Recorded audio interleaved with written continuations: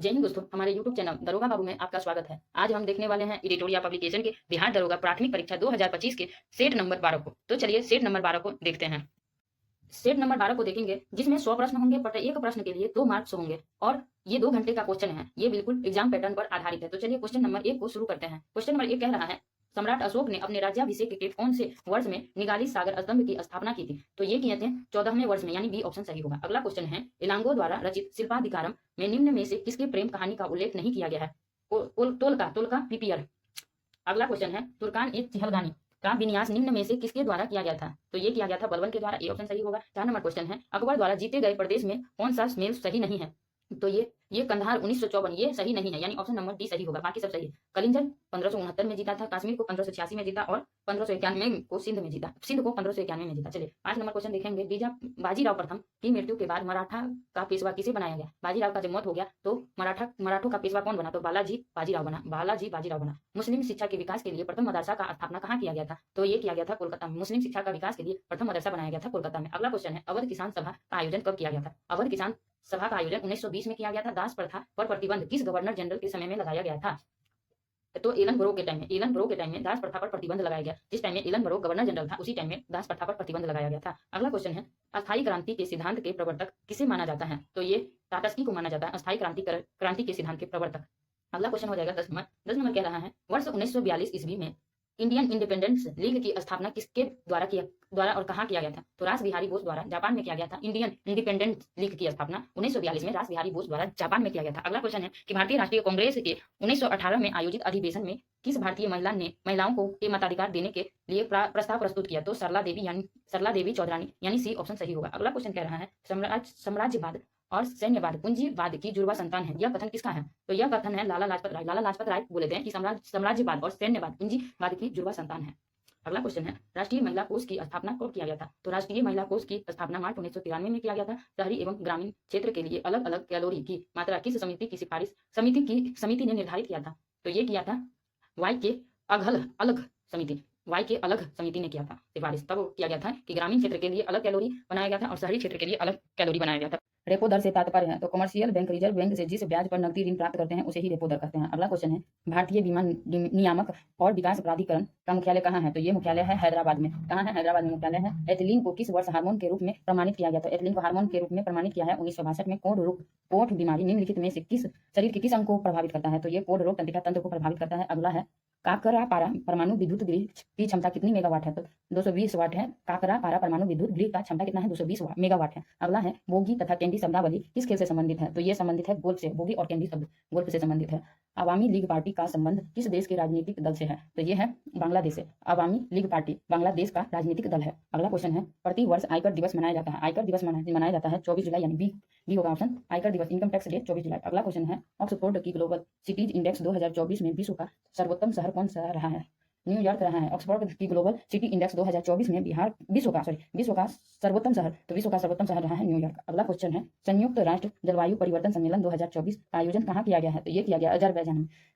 संयुक्त राष्ट्र जलवायु परिवर्तन सम्मेलन अजरबैजान में हुआ है। अगला क्वेश्चन है, तर्कस सैन्य अभ्यास का 7वां संस्करण भारत और किस देश के बीच आयोजित हुआ है? तो तर्कस का अभ्यास हुआ है भारत और अमेरिका के बीच, जिसका 7वां संस्करण था। तर्कस सैन्य अभ्यास का 7वां संस्करण भारत और अमेरिका के बीच आयोजित किया गया है। अगला क्वेश्चन है, विश्व प्रेस स्वतंत्रता दिवस किस तिथि को मनाया जाता है? तो ये मनाया जाता है 3 मई को विश्व प्रेस स्वतंत्रता दिवस मनाया जाता है। अगला क्वेश्चन है, केंद्रीय बजट 2024-25 में आंध्र प्रदेश पुनर्गठन अधिनियम के तहत आंध्र प्रदेश को कितने करोड़ रुपए का आवंटन किया गया है? तो 15 करोड़ रुपए का आवंटन किया गया है आंध्र प्रदेश को। अगला क्वेश्चन है 28 नंबर क्वेश्चन कह रहा है, भारतीय स्टेट बैंक का अध्यक्ष हाल ही में किसे नियुक्त किया गया है? तो स्टेट बैंक का अध्यक्ष चल्ला श्री निवासुल्लू शेट्टी है। अगला क्वेश्चन है, गुजरात के भावनगर जिले में स्थित कौन सा शहर मांसाहारी भोजन पर प्रतिबंध लगाने वाला दुनिया का पहला शहर बन गया है? पालीताना, यानी सी नंबर ऑप्शन सही होगा। गुजरात का कोई ऐसा शहर है जो पूरी तरह नॉनवेज को बंद कर दिया है, यानी मांसाहारी भोजन को प्रतिबंधित कर दिया, बंद कर दिया, तो पालीताना ने बंद कर दिया है। अगला क्वेश्चन है, हाल ही में किस राज्य द्वारा शिक्षित बेरोजगारी युवाओं को आर्थिक सहायता प्रदान करने के लिए लाडला भाई योजना शुरुआत किया है? तो महाराष्ट्र ने किया है लाडला भाई योजना। ये क्यों शुरू किया है? तो कोई व्यक्ति शिक्षित है, युवा है, शिक्षित है और उसके पास उसको ना आर्थिक सहायता प्रदान करना चाहता है सरकार, तो उसके लिए लाडला भाई योजना शुरू किया है महाराष्ट्र सरकार। अगला क्वेश्चन है, हाल ही में किस भारतीय को अंतर्राष्ट्रीय ओलंपिक समिति का दूसरा कार्यकाल के लिए सर्वसम्मति से सदस्य चुना गया है? तो ये चुना गया नीता अंबानी को। अंतर्राष्ट्रीय भारतीय को अंतर्राष्ट्रीय ओलंपिक समिति के दूसरे कार्यकाल के लिए सर्वसम्मति से सदस्य चुना गया है नीता अंबानी के। बिहार विधान परिषद का उप सभापति किसे नियुक्त किया गया है? तो ये किया गया है राम बच्चन रॉय को बिहार विधान परिषद का उप सभापति नियुक्त किया गया है। अगला क्वेश्चन है 33 नंबर। भारत का पेरिस पैरालंपिक में अब तक का सबसे सफल प्रदर्शन रहा है, जिसमें भारत ने कुल कितने पदक जीते हैं? तो भारत ने जीता है 29 पदक।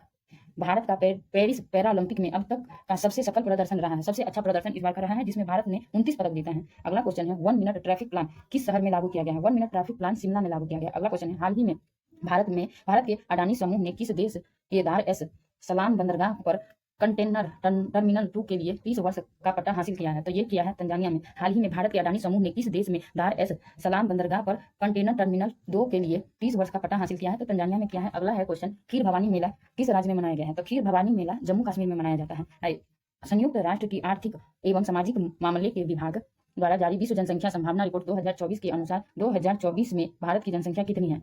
1.45 अरब, यानी डी ऑप्शन सही होगा। 37 हो गया। 38 नंबर क्वेश्चन है संपूर्णता अभियान का शुरुआत किसके द्वारा किया गया है? तो ये शुरुआत किया गया है नीति आयोग द्वारा। संपूर्णता अभियान की शुरुआत किसके द्वारा किया गया है? तो नीति आयोग द्वारा। अगला क्वेश्चन 39 नंबर है कि हाल ही में भारत सरकार द्वारा fauna of India check list portal launch किया गया है, यह किससे संबंधित है? तो वन जीव से संबंधित है। वन जीव से संबंधित है fauna of India check list portal, ये वन्यजीव से संबंधित है। अगला क्वेश्चन है 40 नंबर। जुलाई 2024 में किस देश ने सुलावेसी द्वीप पर पुरातात्विक विंडो द्वारा दुनिया का सबसे पुराना गुफा की खोज की गई है? तो ये कहाँ है? इंडोनेशिया में है। इंडोनेशिया सी होगा ऑप्शन सही। कोपा अमेरिका 2024 किस देश ने जीता है? तो कोपा अमेरिका 2024 अर्जेंटीना ने जीता है। अर्जेंटीना ने जीता है। विश्व शिक्षा सम्मेलन 2024 का आयोजन कहाँ किया गया है? तो ये दुबई में किया गया है विश्व शिक्षा सम्मेलन 2024 का आयोजन। अब इंग्लिश का क्वेश्चन है, तो इंग्लिश के क्वेश्चन का सिर्फ हम आंसर बताएंगे। तो 43 का डी हो जाएगा ऑप्शन सही। 44 का हो जाएगा सी ऑप्शन सही। 45 का हो जाएगा सी ऑप्शन सही। अब 46 का हो जाएगा ए ऑप्शन सही। अब 47 से हिंदी का क्वेश्चन शुरू हो रहा है, तो चलिए हम हिंदी के क्वेश्चन को देखते हैं। आंखों देखा गदर रचना की विद्या क्या है? तो ये हो जाएगा संस्मरण है। अगला क्वेश्चन है 48 नंबर कि तुम्हारा विश्वास मैं नहीं करूंगा तो कौन करेगा? इस वाक्य में सर्वनाम पद की कुल संख्या कितनी है? तो इसमें 3 है सर्वनाम संख्या। अब कह रहा है तुम्हारा विश्वास मैं नहीं करूंगा तो कौन करेगा? इस वाक्य में कितना सर्वनाम है? तो 3 को सर्वनाम है। अगला क्वेश्चन कह रहा है, अगला 49 नंबर क्वेश्चन है कि निम्नलिखित में किस समूह के सभी शब्द कलम का पर्यायवाची है? तो ये हो जाएगा सरोज, पंकज और अरविंद, ये तीनों है कमल का पर्यायवाची शब्द। अगला क्वेश्चन है 50 नंबर। निम्नलिखित में किस में से अकर्मक क्रिया का प्रयोग हुआ है?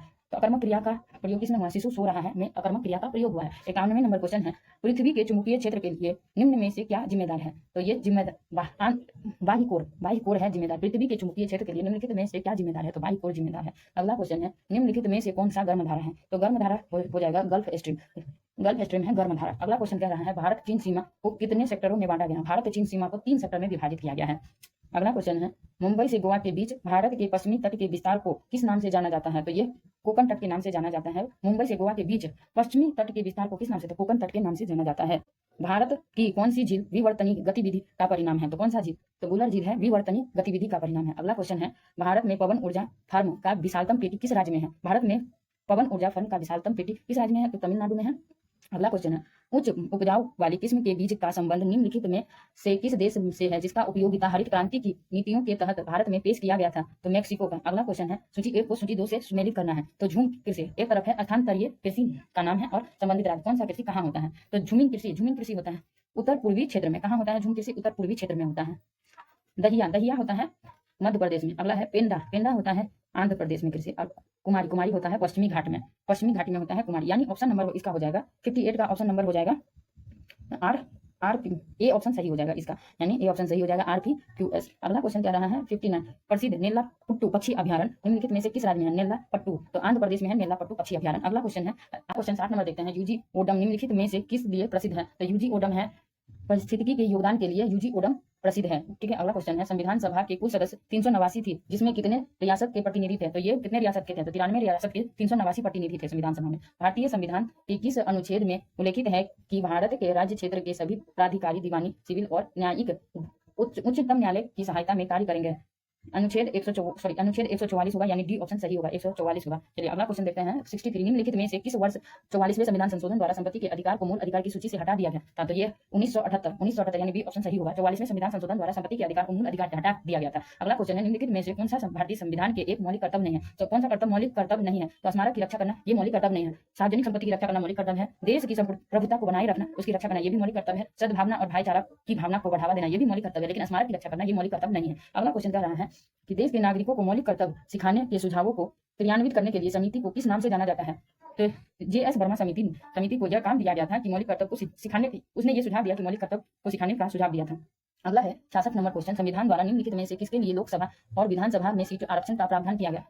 अनुसूचित जनजाति के लिए, ये ऑप्शन सही हो जाएगा। संविधान द्वारा निम्नलिखित में से किसके लिए लोकसभा और विधानसभा में सीट आरक्षण का प्रावधान किया गया था? अनुसूचित जनजाति के लिए। अगला क्वेश्चन कह रहा है 67 नंबर, भारतीय संविधान के अनुसार निम्नलिखित में से कौन सा लोकसभा अध्यक्ष के रूप को प्रोटेम स्पीकर नियुक्त करता है? तो ये करता है राष्ट्रपति नियुक्त करता है प्रोटेम स्पीकर को। एक भारतीय राज्य का राज्यपाल अपने कार्यालय में प्रवेश करने, अपना पदभार ग्रहण करने से पहले निम्नलिखित में से किसके समक्ष शपथ या प्रतिज्ञान लेता है? तो भारत के राष्ट्रपति के सामने अपना शपथ ग्रहण करता है। अगला क्वेश्चन है, निम्नलिखित में से कौन सा केंद्र में सार्वजनिक कर्मियों की भर्ती और सेवा की शर्त से संबंधित विभागों में भाग लेने के लिए जिम्मेदार है? तो इसका ऑप्शन हो जाएगा केंद्रीय प्रशासनिक अधिकरण। 70 नंबर क्वेश्चन है कि कानून का शासन की अवधारणा का प्रतिपादन किसने किया था? कानून का शासन की अवधारणा ए बी डाइसिस होगा। अगला क्वेश्चन है 71 नंबर, जब आप तेज रोशनी वाले कमरे से आते हैं तो आप मंद रोशनी वाले कमरे में वस्तु को क्यों नहीं देख पाते हैं? तो ये हो परितारिका सिकुड़ कर पुतली को छोटा बना देती है, जिससे आंख में कम प्रकाश प्रवेश कर पाता है। अगला क्वेश्चन कह रहा है फ़ारेनहाइट पैमाने पर भाप बिंदु क्या है? तो फ़ारेनहाइट पैमाने पर भाप बिंदु है 212 डिग्री फ़ारेनहाइट। अगला क्वेश्चन है, निम्नलिखित में से किसका प्रतिरोधकता सबसे अधिक है? तो सबसे अधिक प्रतिरोधकता है नाइक्रोम का, यानी डी ऑप्शन सही होगा। निम्नलिखित में से किसे सबसे पहली बार विद्युत क्षेत्र की अवधारणा दी थी? किसने सबसे पहली बार विद्युत क्षेत्र की अवधारणा दी? माइकल फैराडे ने पहली बार विद्युत क्षेत्र की अवधारणा दिया था। अगला क्वेश्चन कह रहा है 75 नंबर, जड़त्व के संबंध में निम्नलिखित में से कौन सा कथन सत्य है? तो ये हो जाएगा द्रव्यमान जितना अधिक होगा जड़त्व उतना ही अधिक होगी। अगला क्वेश्चन कह रहा है 76, निम्नलिखित में से किसे ग्रह की गति के 3 नियमों का प्रतिपादन करने का श्रेय दिया जाता है? तो ग्रह के जोहान्स केपलर को ग्रह की गति के तीनों नियम का प्रतिपादन करने का श्रेय जाता है, जोहान्स केपलर को जाता है। S बराबर ut plus half AT square समीकरण निम्नलिखित में से किससे संबंधित है? तो ये वर्णित है स्थिति वेग किस संबंध में वर्णित है? स्थिति समय हो जाएगा, ऑप्शन नंबर ए सही होगा, स्थिति समय। अगला है तीसरे कक्षक या M कोश में अधिकतम कितने इलेक्ट्रॉन हो सकते हैं? 18 इलेक्ट्रॉन हो सकते हैं। तीसरे कक्षक या M कोश में अधिकतम कितने इलेक्ट्रॉन हो सकते हैं? 18। 79 नंबर क्वेश्चन है, निम्नलिखित में से किसके ऑक्साइड वर्षा जल में घुल जाते हैं और अम्ल बनाते हैं, जिसे अम्ल वर्षा कहा जाता है? तो ये कहा जाता है सल्फर तथा नाइट्रोजन हो जाएगा। पेट की अम्लता को उदासीन करने के लिए निम्नलिखित में से किसका उपयोग प्रति अम्ल के रूप में किया जाता है? तो मैग्नीशियम हाइड्रोक्साइड। अगला क्वेश्चन है 81 नंबर, तो जल में घुलनशील क्षार को क्या कहा जाता है? तो ये कहा जाता है एल्कली कहा जाता है जल में घुलनशील क्षार को। अगला क्वेश्चन कर रहा है धातुओं और उसके अयस्कों के संदर्भ में निम्न में से कौन सा युग्म गलत है?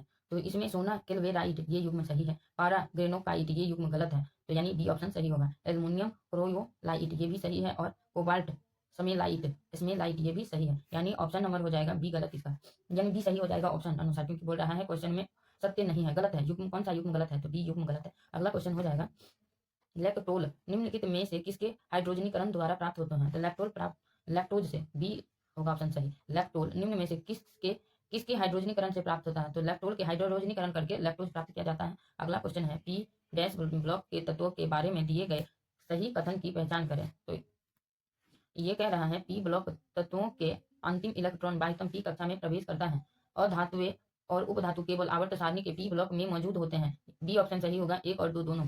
अगला क्वेश्चन है ग्रेफाइट के प्रमुख घटक क्या है? तो ग्रेफाइट के प्रमुख घटक है SiO2 और Al2O3, बी ऑप्शन सही होगा। अगला क्वेश्चन है निम्नलिखित में से कौन सा प्रकाश संश्लेषण में सक्षम जलीय जीव की एक विविध समूह है? तो ये हो जाएगा शैवाल, सी ऑप्शन सही हो जाएगा। अगला क्वेश्चन है 87 नंबर, हमारा मस्तिष्क मुख्य रूप से निम्नलिखित में से किस भोजन पर निर्भर है? तो ये निर्भर है ग्लूकोज और अमीनो अम्ल, यानी डी ऑप्शन सही होगा। अगला क्वेश्चन कह रहा है निम्नलिखित में से कौन सा अंग हाइड्रोक्लोरिक अम्ल का स्राव करता है जो हमारे शरीर को रोगाणुजनक बैक्टीरिया को मारने में मदद करता है? तो ये करता है अमाशय, डी ऑप्शन सही होगा, अमाशय करता है। निम्नलिखित में से कौन सा ग्रंथि कार्टिसोल का उत्पादन करती है, जिससे अक्सर मनुष्य के स्ट्रेस हार्मोन के रूप में जाना जाता है? तो ये हो जाएगा अधिवृक्क ग्रंथि, डी ऑप्शन सही होगा।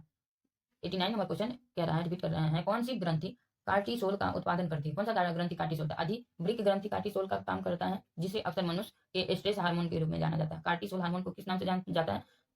तो इसे स्ट्रेस हार्मोन के रूप में जाना जाता है। अगला क्वेश्चन कहते हैं वे कौन सी रक्त वाहिनियां हैं जो कार्बन डाइऑक्साइड युक्त रक्त को वापस हृदय में ले जाता है? तो ये सिराएं हैं। उस कोशिका की पहचान कीजिए जो अमीबीय आकार का होता है। कौन सा कोशिका अमीबीय आकार का होता है? तो श्वेत रक्त कोशिका अमीबीय आकार का होता है। 92 नंबर क्वेश्चन है कि कोशिका का कौन सा भाग पोषक तत्वों को ऊर्जा में परिवर्तित करता है। तो ये सूत्रकणिका है ना, ये पोषक तत्वों को ऊर्जा में परिवर्तित करता है। अगला क्वेश्चन है ओलियोगम रेजिंग हिंग निम्नलिखित में से किससे प्राप्त किया जा सकता है। तो ये डी ऑप्शन सही होगा, फेरुला की मशरूम जड़ के सूखे लैक्टेक्स से। अगला क्वेश्चन हो जाएगा 94 नंबर, यकृत दूध अंडे और मछली सहित विभिन्न खाद्य पदार्थों में पाए जाने वाले जल में घुलनशील विटामिन कौन सा है जो आपके शरीर को रक्त और तंत्रिका तंत्र कोशिकाओं की स्वस्थ रखने में मदद करता है। तो ये करता है विटामिन ई। यकृत दूध अंडा और मछली सहित विभिन्न खाद्य पदार्थों में पाया जाने वाला जल में घुलनशील विटामिन कौन सा है जो आपके शरीर को रक्त तंत्रिका कोशिका की स्वास्थ्य करने में मदद करता है। तो ये करता है विटामिन ई, यानी सी ऑप्शन सही होगा। 95 का हो जाएगा, निम्नलिखित में से किन घटकों को अक्सर शरीर के निर्माण खंड कहा जाता है जो व्यायाम के बाद मांसपेशियों के ऊतकों की मरम्मत और उन्हें मजबूत करने में मदद करने में महत्वपूर्ण भूमिका निभाती है। तो प्रोटीन निभाती है। कह रहा है निम्नलिखित में से किन घटकों को अक्सर शरीर के निर्माण खंड कहा जाता है जो व्यायाम के बाद मांसपेशियों के ऊतकों की मरम्मत और उन्हें मजबूत करने में मदद करने में महत्वपूर्ण भूमिका निभाते हैं। तो वो प्रोटीन निभाते हैं। 96 से है मैथ का क्वेश्चन। तो चलिए मैथ के क्वेश्चन का सिर्फ हम आंसर बताएंगे। तो चलिए शुरू कर। 96 का हो जाएगा बी, यानी हो जाएगा 975 हो जाएगा। अगला क्वेश्चन कहता है 97 का ए हो जाएगा 2/3। 98 का हो जाएगा सी, 21 हो जाएगा सी। 99 का हो जाएगा डी, यानी 76% हो जाएगा। 100 का हो जाएगा 5 दिन। आज के सेट को यहीं समाप्त करते हैं, मिलते हैं फिर से एक नए सेट के साथ। अगर वीडियो अच्छा लगे तो लाइक सब्सक्राइब कीजिए ताकि हमें भी अच्छा लगे।